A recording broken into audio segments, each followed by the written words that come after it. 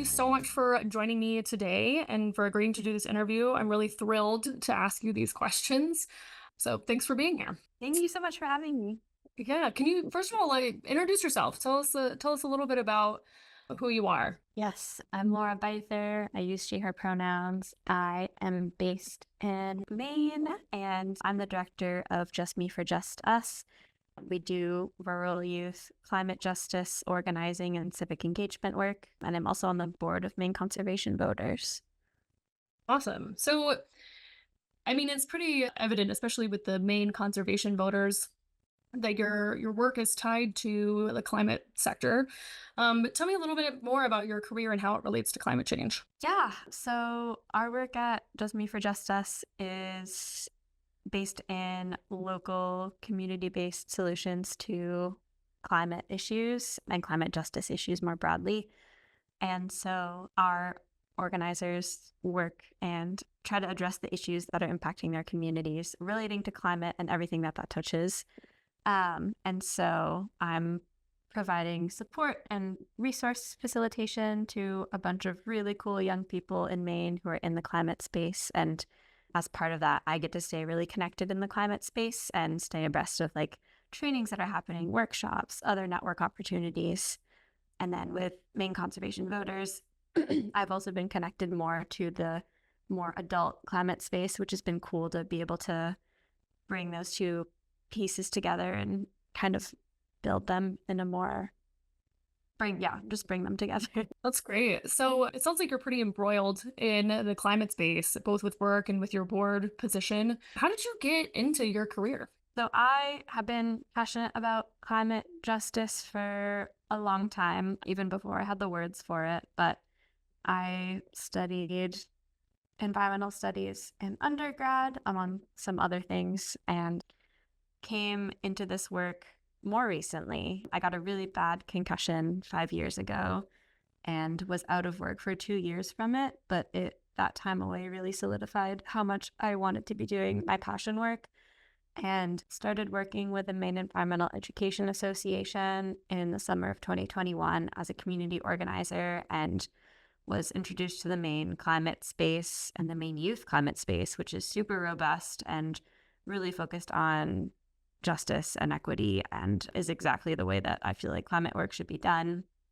And that was super energizing and inspiring. And at the time, my organization, JustMe for JustUS, was a project of the Maine Environmental Education Association. And so I joined JMJU as a community organizer that fall.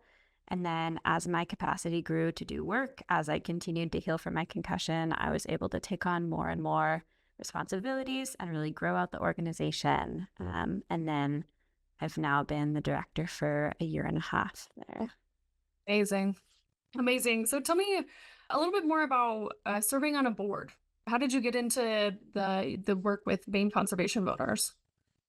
Yeah, I got connected via Youth on Boards, which is really awesome. They made the process super easy to get connected. And they, at the time, Maine Conservation Voters was looking to partner with Youth on Boards to find youth board members. And it was kind of a no-brainer because it really fits into our work, because they also work at the intersection of climate justice and civic engagement.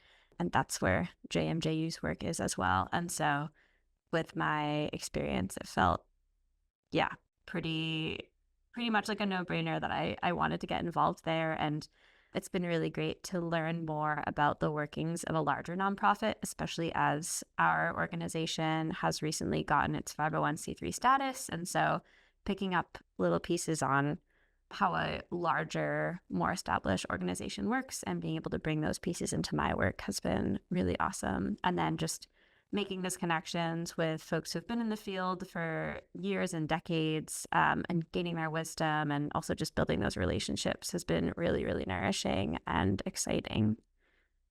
That's amazing. That sounds really cool. I love the overlap between the two. I think that that's really, really crucial. Feeding into each other. So I'm curious, like, you've had you mentioned that you had a concussion, so I think that you've had some challenges, and maybe that's not even the greatest challenge that you've had. I know some of the folks that I've talked to, we talk about some of the challenges being, a woman in the workplace or something like that. But what kind of challenges have you faced, both with your work and Just Me, Just Us, and with Maine conservation voters?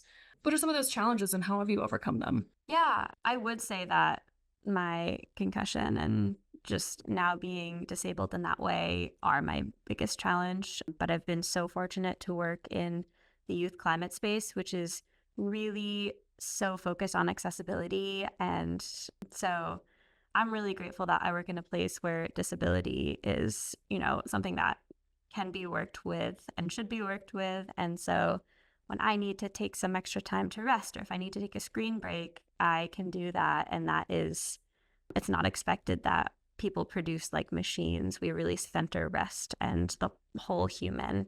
And I've found that not only in my organization, but also in the youth space more broadly, and like more young progressive organizations in the climate movement, because we know that we need people in the climate movement for the long haul. And so we don't want to burn people out early. We want to make sure that they're able to stay in it, they're getting paid well, and that they're feeling energized by it. And so that piece has been really, really, I've been so lucky for that.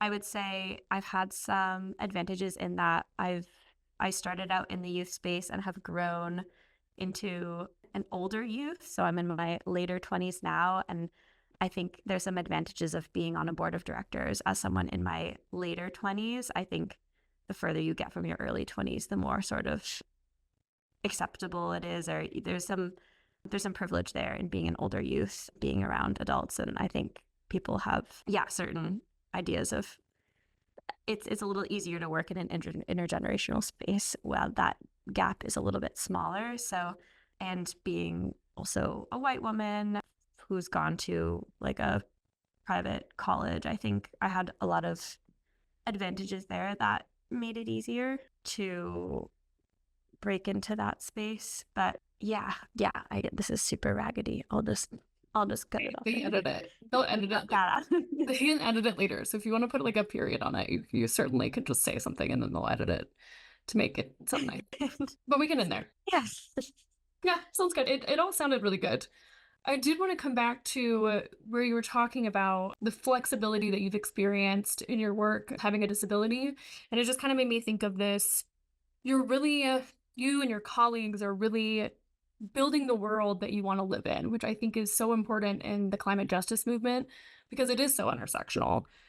So I really love that you brought that up. So with that being said, let me start over. So with that being said, working in climate can be really, really difficult emotionally. We see a lot of things that are happening both in climate change and in some of the ways that climate change is affecting historically marginalized communities. And it's a really heavy field to be in. So I'm curious, what gives you hope working in this field? I really love that question. I really have so much hope from the day-to-day sort of on the ground grassroots work that we do at Just Me for Just Us, and getting to work with really awesome, inspired, energized young people keeps me hopeful, because that's kind of the power of community is what we have. The power of each other is really what we can be sure that we have, even if, the state government might not work our favor this legislative session. We have our neighbors and we have our communities to be making power and change there. But yeah, I'll have some days where I've been doing a lot of sort of maybe development work or fundraising or bigger picture work, or maybe just a lot of sort of odds and ends and tasks and bookkeeping. And I'll get to the end of the day and I'm feeling wiped. And I have a meeting with my organizers and I just have the best time and I leave feeling so energized. And I feel like this is why I'm doing this work. And so just having those connections with other people in the movement and building your community, all of that gives me hope. That's awesome.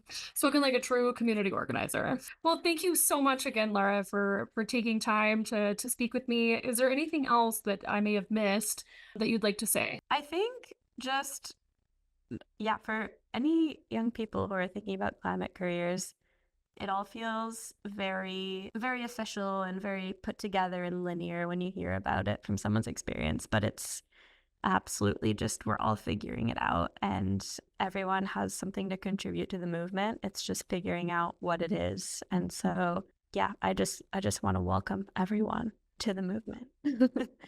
That's such a good point. It does seem we can make it sound linear in retrospect, but that's not necessarily how it felt when we were getting here.